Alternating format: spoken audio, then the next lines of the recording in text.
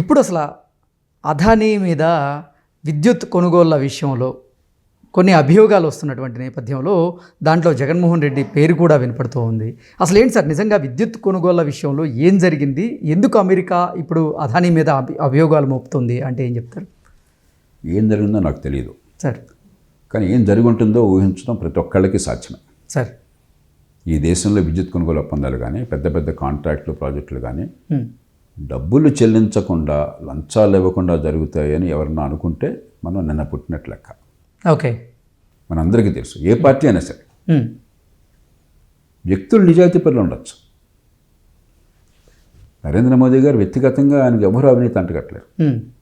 ఆయన ప్రజలు ఇచ్చిన అధికారంతో సొంతంగా డబ్బు చేస్తున్న అవసరం లేదు, ఆలోచన లేదు. ఆయన జీవితం ఎప్పుడు వదిలేస్తున్నాడు. ఎన్టీ రామారావు లాంటి వాళ్ళు ఏనాడు కూడా డబ్బుల గురించి ఆలోచించిన మనుషులు కాదు, సమాజం కోసం త్యాగం చేసిన వాళ్ళే. కానీ అలాగే మన్మోహన్ సింగ్ గారు, డాక్టర్ మన్మోహన్ సింగ్ గారు మాజీ ప్రధానమంత్రి, అలాగే మహారాష్ట్ర చెందిన నాయకుడు, మహారాష్ట్ర ముఖ్యమంత్రిగా పనిచేశారు, జాతీయ స్థాయిలో మంత్రిగా పనిచేశారు, పృథ్వీరాజ్ చౌహాన్, అట్లాగే అరుణ్ షౌరి, సార్, అటల్ బిహారీ వాజ్పేయి, లేకపోతే ఎల్కే అద్వానీ, ఇలా ఎందరో పొరపాట్లు వ్యక్తిగతమైన ఆరోపణ వాళ్ళ అనటం సాధ్యం కాదు. అలాగే నవీన్ పట్నాయక్ ఒరిస్సా ముఖ్యమంత్రిగా చేసిన. కానీ ఏమవుతుందంటే వ్యక్తులుగా నిజాయితీ పరులు ఉన్నా కూడా ఒక వ్యవస్థగా ఎన్నికల ఖర్చు కోసం డబ్బుల్ని సేకరించకపోతే రాజకీయం నడిచే పరిస్థితి లేకుండా పోయింది. ఓకే, ఎన్నికల ఖర్చు ఎంతంటే ఒత్తిడితో విపరీతంగా పెరిగిపోయింది. వాళ్ళు అసెంబ్లీకి పోటీ చేస్తే ఆంధ్రప్రదేశ్, తెలంగాణ లాంటి రాష్ట్రాల్లో, కర్ణాటక, తమిళనాడులో 25-30 కోట్లు అవుతుందని చెప్తున్నారా ఈజీగా ఒక అసెంబ్లీ అభ్యర్థికి? ఒక బేద దేశంలో డబ్బులు ఎక్కడి నుంచి వస్తున్నాయి? వీళ్ళు దేశం మీద ప్రేమతో ఉన్న ఆస్తులన్నీ అమ్మేసుకుని ఆ కుటుంబాలని వీధిని పడేసి వాళ్ళు ఎమ్మెల్యేగా పోటీ చేస్తున్నారా? లేదు. మరి డబ్బులు వస్తున్నాయని చెప్పండి, ఎక్కడ అక్రమ ఆర్జన జరుగుతుంది కదా. కొందరు నిజాయితీగా ఖర్చు పెడుతున్నారు, ఏదో ఫ్యూడల్ తత్వం కొద్దీ పోతే పోయిందిలే, మనకు సంపద ఉంది కదా అని చెప్పని.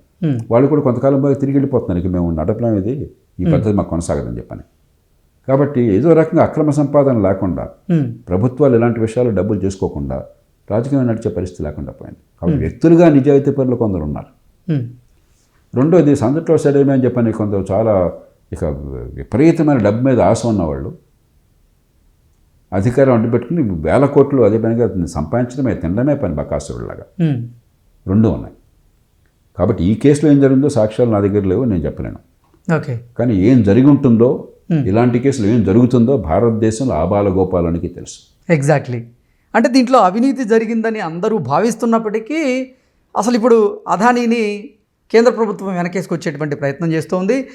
అదానీ కూడా ఒక పెద్ద సమస్య ఉన్నది సార్. ఏంటంటే వ్యవస్థీకృతంగా డబ్బులు ఇవ్వకుండా పని జరగని పరిస్థితి ఉన్నప్పుడు పారిశ్రామికవేత్తను తిట్టినా ఉపయోగం లేదు. ఏ పారిశ్రామికవేత్త వచ్చినా కూడా డబ్బులు చెల్లించకుండా మెగావాట్ కింద ఇవ్వకుండా పని జరగదని పరిస్థితి మనం కల్పించారు. అంటే మరి పొమ్మని చెప్పాలండి, మీరు రావద్దు, మీరు ఏం చేయొద్దు అని చెప్పని. కాబట్టి వాడు ఏమన్నా పాపత్వం చర్చించడం కాదు. మనకేమైంది, ఇప్పుడు మన దేశంలో కొన్ని పెద్ద సంస్థలు ఉన్నాయి. అంబానీ కావచ్చు, రిలయన్స్, అదానీ కావచ్చు, టాటాస్ కావచ్చు, మరికొన్ని కంపెనీలు కావచ్చు. ఈ పేరునెగ్గిన కంపెనీలు లక్షల కోట్ల రూపాయల ప్రాజెక్టులు చేస్తున్నారు. వాళ్ళు ఈ దేశ మౌలిక సదుపాయాల కోసం, ఈ దేశ అభివృద్ధికి కావాల్సిన మౌలిక సదుపాయాల కోసం అని చెప్పని $250 బిలియన్, అంటే 20 లక్షల కోట్ల రూపాయలు వాళ్ళు పెట్టుబడులకి సిద్ధపడ్డారు. దేశానికి అత్యవసరం ఇది. వీళ్ళెవరో రేపొద్దున వెంటనే లాభం రావట్లా. ఇన్ఫ్రాస్ట్రక్చర్లో మౌలిక సదుపాయాల్లో పెట్టుబడి పెడితే మీకు వెంటనే లాభం రాదు, 20-30 ఏళ్ళు పడుతుంది. ఆ వచ్చేది కూడా 3-4% కంటే ఎక్కువ రాదు మీకు లాభం. అయినా కూడా ఏదో మన దేశం భవిష్యత్తుని పెడుతున్నాము, ప్రెస్టేజ్ తీసుకుంటున్నారు. ఇప్పుడు ఇలాంటి వాళ్ళందరూ కూడా ఈ అవినీతి ఉన్నదేమో రాజకీయం వల్ల, విధిగా అవినీతి లేకపోతే ప్రాజెక్టు రావనే పరిస్థితి ఏమో వ్యాపారవేత్తలకు ఉన్నది. కానీ రాజకీయ నాయకుల వల్ల, వ్యాపారవేత్తల వల్ల ప్రజలు ఇబ్బందులు ఎదుర్కోవాలి. అందుకనే మనం కొంచెం లోతుగా ఆలోచన. నాకు సమస్య ఏంటంటే ఇప్పుడు మనకు మొత్తగా సామెత ఒకటి ఉన్నది సార్, తిట్టబోతే అక్క కూతురు, కొట్టబోతే నిండు చోళాలు అని చెప్పాను.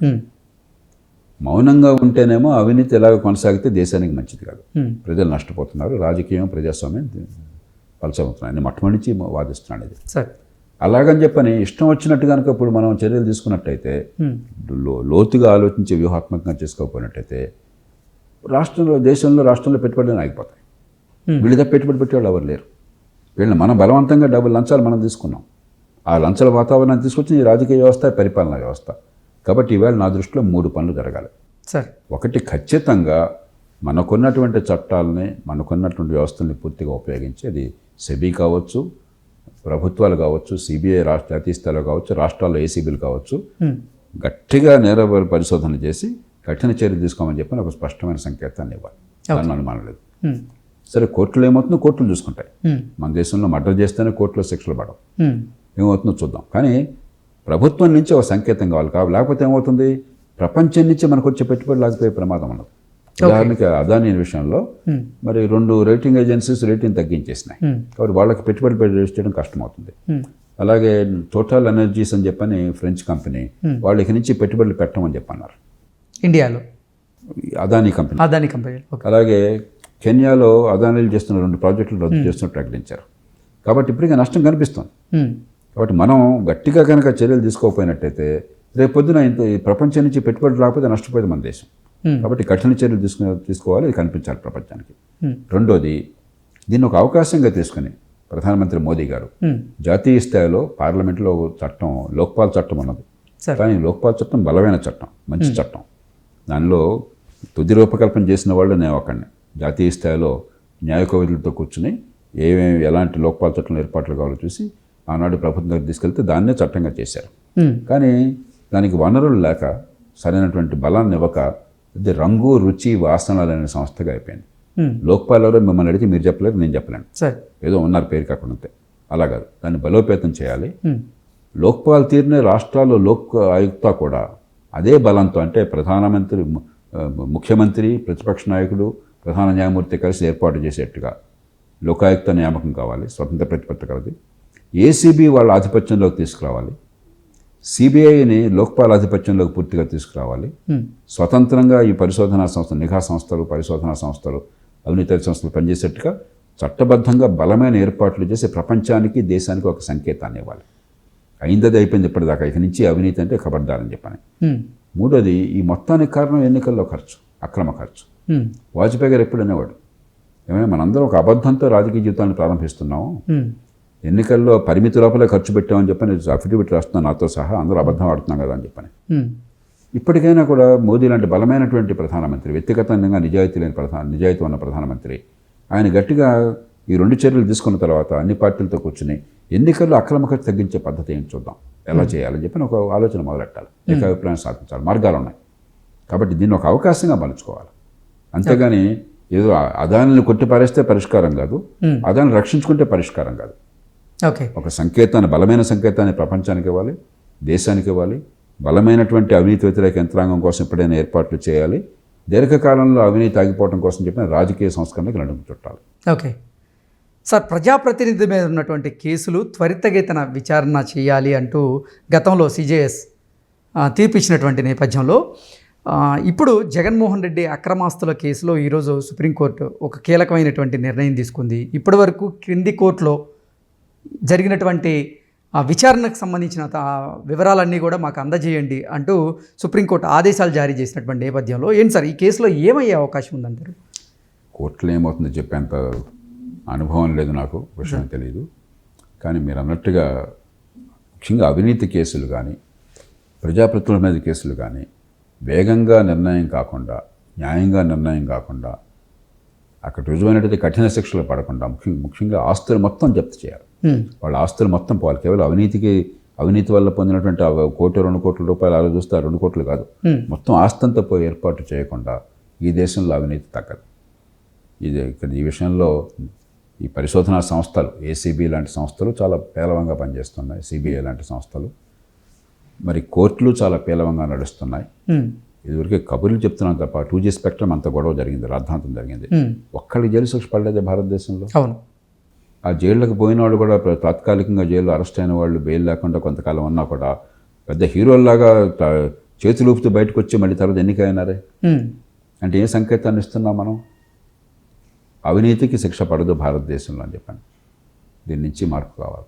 ఓకే సార్, మహారాష్ట్రలో మహాయుతి కూటమి విజయం సాధించిన తర్వాత ప్రధాని మోదీ గారి హవా తగ్గిందా పెరిగిందా అంటే ఏం చెప్తారు సార్?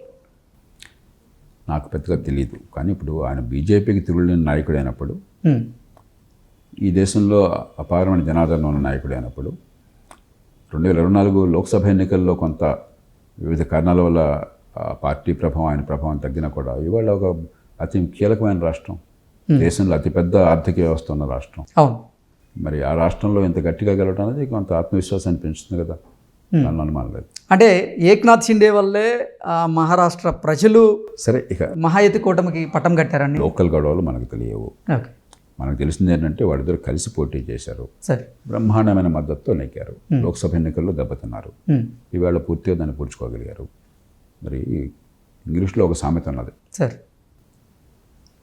విజయానికి తండ్రులు చాలామంది ఉంటారు, ఉమ్, అపజయం అనాథ. ఎగ్జాక్ట్లీ. కాబట్టి ఓడిపోతే ఎవరు బాధ్యత తీసుకోరు, గెలిస్తే అందరూ మాదేనంటారు.